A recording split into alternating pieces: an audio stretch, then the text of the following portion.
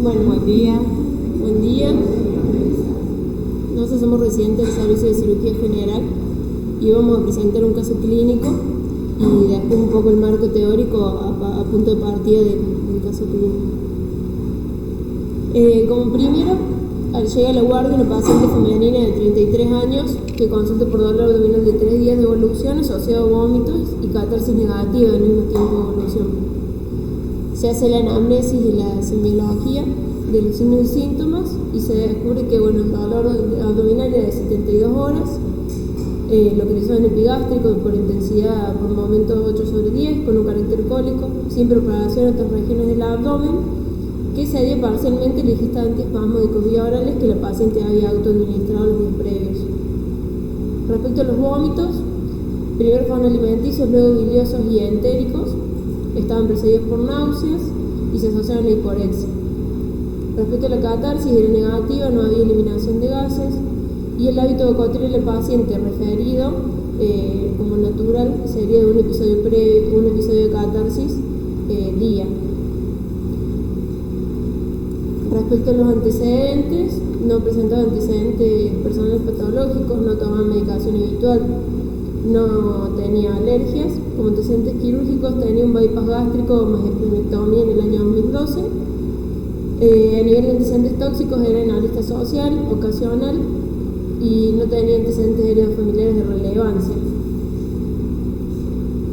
Respecto al examen físico, en ese momento piel y faneras tenían turbo lacticia conservados, mucosas levemente secas y rosadas, escleróticas anictéricas, lengua suburral.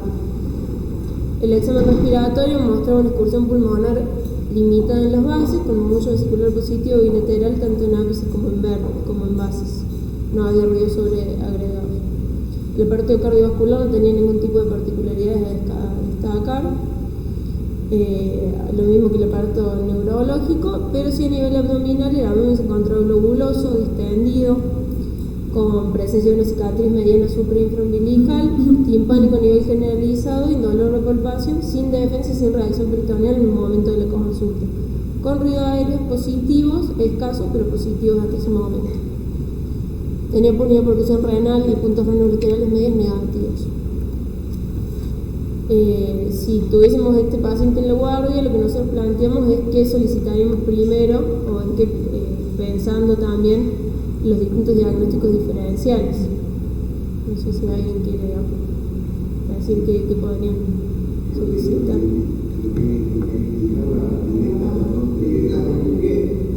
Sí, en este caso el 3 días. Le solicitamos la radiografía de abdomen de piel por una cuestión, no le tenemos a la imagen, pero sí se veía niveles hidroaéreos que se caracterizaban principalmente de delgado, no había distensión de marco colónico y se veía marcado donde estaba el pie de la obstrucción, que se veía principalmente como en la región de flanco y fosa ilíaca derecha. ¿Qué más podríamos solicitar?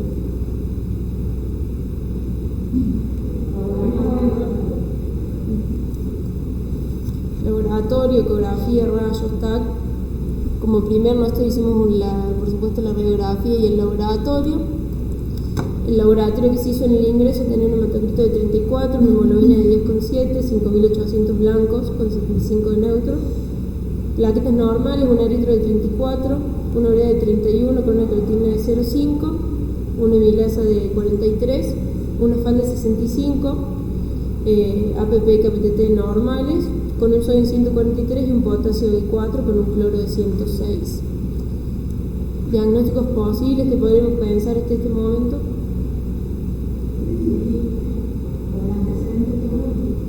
Brida, sí. Eso sería como lo principal. No sé si alguien quiere pensar algo más.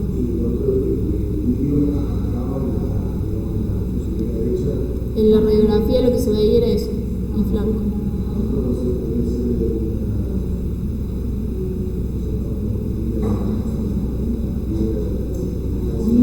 Monilio Villar.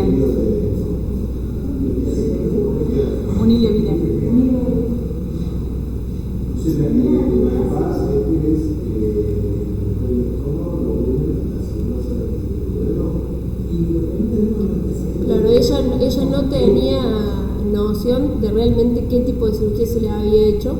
No había forma de conseguir, por supuesto, el FOJA había sido ya en 2012.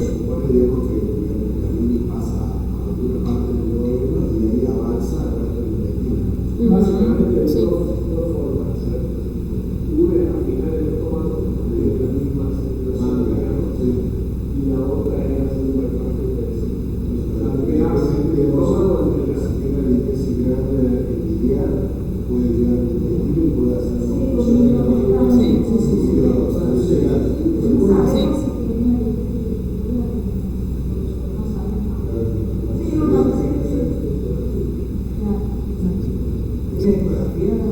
No, ecografía no, porque no había ecografía en la guardia.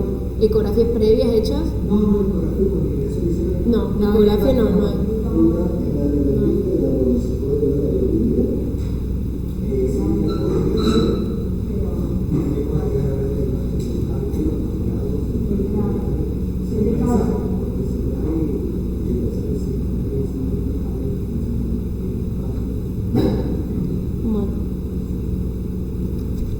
Nosotros pensamos en plantear los distintos diagnósticos posibles, abdomen agudo inflamatorio, como por ejemplo una apendicitis aguda evolucionada que también hubiese podido causar un hilio, un abdomen agudo perforativo, que en este caso no se descartaba con el tema de la radiografía, sepsis, un hilo funcional o un abdomen agudo obstructivo. ¿Cómo? No tenía reacción peritoneal.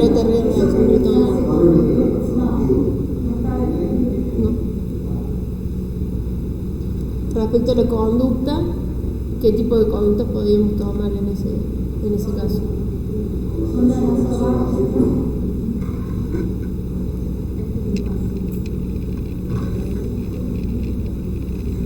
Sí.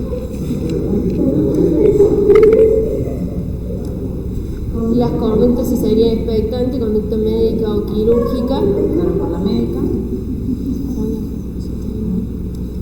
Se decidió la colocación de sonda nasogástrica e internación para tratamiento médico y conducta expectante. Y los controles, ¿cómo los harían después ya una vez en el internado del paciente o tratamiento médico con sonda nasogástrica? ¿Cómo seguiríamos los controles? No, en ese momento no.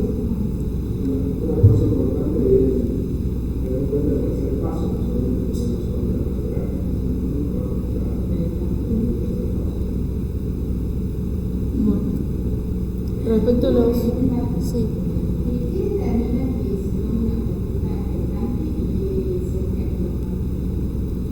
Depende del laboratorio del paciente el ingreso. El estado clínico general ya era una paciente que estaba estable, no mostraba signos de, por ejemplo, si hubiese estado séptica, si hubiese estado perforada, capaz las condiciones hubiesen sido diferentes. Sí, la intestinal. Claro, o sea, si hubiésemos pensado, por ejemplo,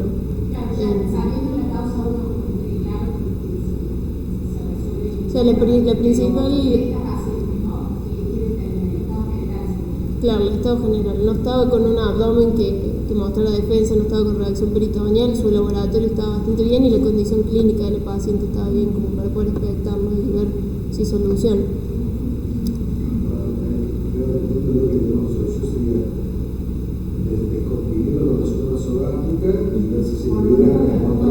Sí, reposición de electrolitos.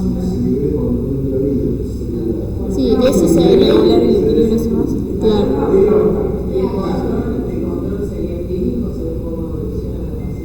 Sí, exactamente. Sí. En las primeras 48 horas la paciente evolucionó con catarsis negativa, un buen estado clínico general, el reposo gástrico con un débito de sonda nasogástrica de 150 el primer día y 300 entérico en las primeras 24 horas. Los parámetros de laboratorio informaron una disminución del hematocrito y la hemoglobina, poco significantes, pero que se encontraron en el laboratorio, con un aumento de la leucocitosis y disminución de los reactantes de fase aguda.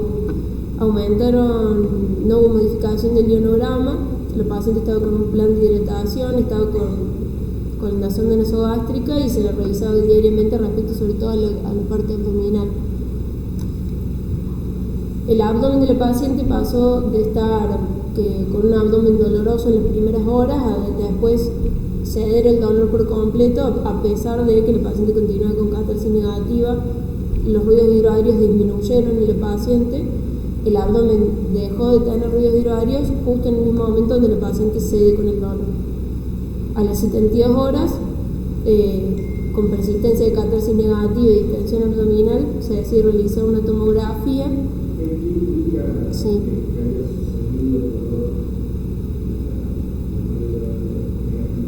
El agotamiento de la musculatura intestinal. No.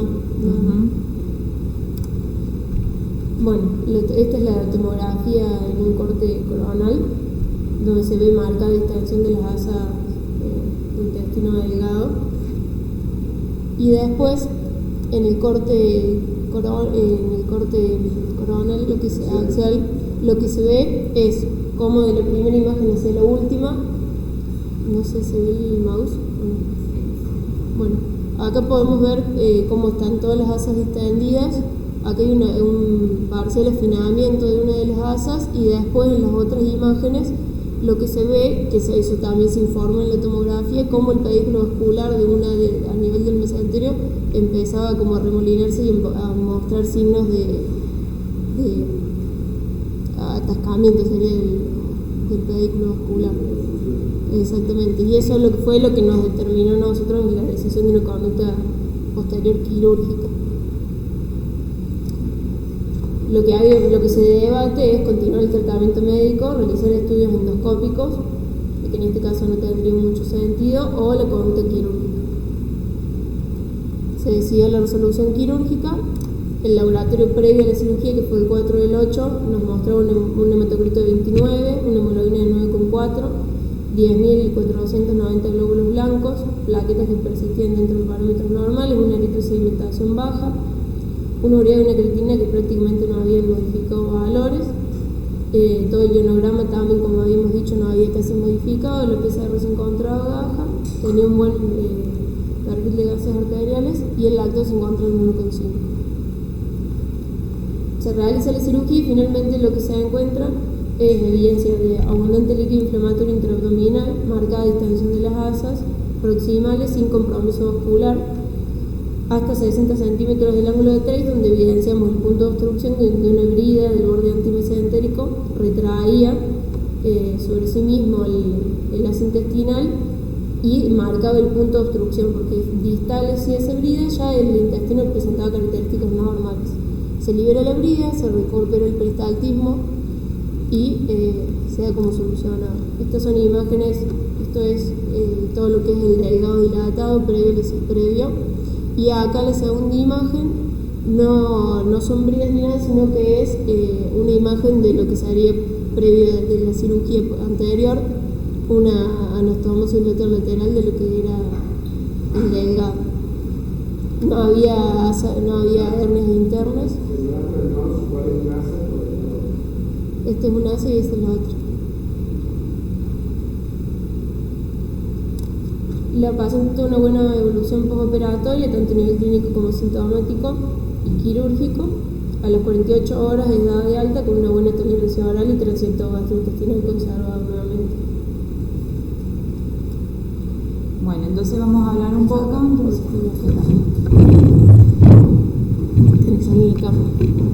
sobre el diagnóstico de este paciente, que sería un abdomen agudo obstructivo por un hilo mecánico, ¿sí? Por definición sería la detención del tránsito intestinal por un obstáculo anatómico, puede ser intra o extraluminal. Clínicamente se manifiesta por dolor abdominal, que es cólico, de intensidad alta, intermitente, aparece de forma brusca, se va también, pero persiste en los días. Distensión abdominal se produce por el acúmulo de aire y de gas por encima de la obstrucción. Hay constipación que hay que tener en cuenta, o sea, hay una pérdida total de eliminación de gases y de heces, pero hay que tener en cuenta que si la obstrucción es alta, los primeros días puede haber algunas deposiciones debido a que el colon sigue eliminando la bacteria fecal. Y los vómitos, que generalmente suelen ser progresivos, comienzan siendo alimenticios, luego biliosos y pueden llegar a ser entéricos hasta fecaloideos, dependiendo si la obstrucción es más baja. Bueno, el hilo mecánico puede estar producido por una patología intrínseca, extrínseca o por obstrucción de la luz intestinal. Como intrínseco hay que tener en cuenta que puede ser congénito, tumoral, por inflamación, trauma, radiación, isquemia. Extrínseco, adherencias híbridas, que es la principal causa de obstrucción, hernias de ventraciones o compresión, y la obstrucción de la luz intestinal, que puede ser por cuerpos extraños, impactación fecal, litos, parásitos o un vólvulo. Epidemiológicamente, la obstrucción generalmente se produce en el intestino delgado en un 70%, siendo la herida y la adherencia la principal causa, y en el colon un 30% y es principalmente debido a tumores. Entonces, fisiopatológicamente lo que ocurre es que hay una obstrucción, por encima de esta obstrucción se empieza a acumular líquido y aire, lo que lleva a distensión de las asas con un aumento de la tensión superficial, ¿sí? Pudiéndose formar un tercer espacio. Esta alteración lleva a que haya una disminución en la absorción intestinal con aumento de la excreción de líquido y electrolitos por parte del intestino. Esto genera un aumento de la permeabilidad, un factor predisponente al sobrecrecimiento bacteriano y la translocación, y termina llevando a la perforación si no es resuelto. Porque además de este aumento de la presión genera compresión a nivel de los vasos linfáticos, venosos y arteriales, y eso ayuda a eso produce la perforación. Bueno, con respecto al diagnóstico, la clínica fundamental, es necesario hacer un laboratorio y diagnóstico por imágenes. El laboratorio principalmente es poco orientativo, generalmente no orienta hacia el origen, pero sí sirve para evaluar las complicaciones. Por ejemplo, una leucocitosis, una hiperamilasemia deberían hacernos sospechar de una isquemia intestinal. También otro ítem importante para evaluar es el estado ácido-base y el ionograma. Por ejemplo, en una obstrucción alta lo que se produce es una gran pérdida de cloro, lo que lleva a que aumente la excreción renal de sodio y agua y el paciente se deshidrate y lleva a una alcalosis metabólica. En cambio, en las obstrucciones más bajas lo que se pierde es sodio y potasio principalmente. La radiografía es el método de elección, ¿sí? La radiografía de abdomen directo del pie, nos ayuda a determinar la altura y topografía de la oclusión generalmente. Ahora voy a mostrar un par de ejemplos de diferentes radiografías. Por ejemplo, una obstrucción en yeyuno, dan imágenes en pila de monedas, que esto se puede observar por las válvulas coniventes, que son las líneas de Kerr. Entonces ahí pueden ver todas estas líneas. En cambio, una obstrucción en ilion vamos a ver niveles hidroaéreos que están principalmente localizados en la parte derecha, son niveles anchos y poco altos. ¿Qué diferencia en el colon? Los niveles hidroaéreos son más periféricos, son más altos y delgados, y pueden verse los autos.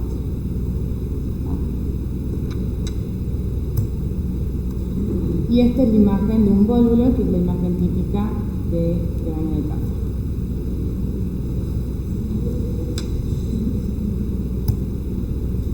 Bueno, la ecografía es de segunda elección, nos sirve para orientar también el diagnóstico, ¿sí? Vamos a poder ver compromiso vascular, por ejemplo, entonces nos ayuda a orientar la causa de obstrucción.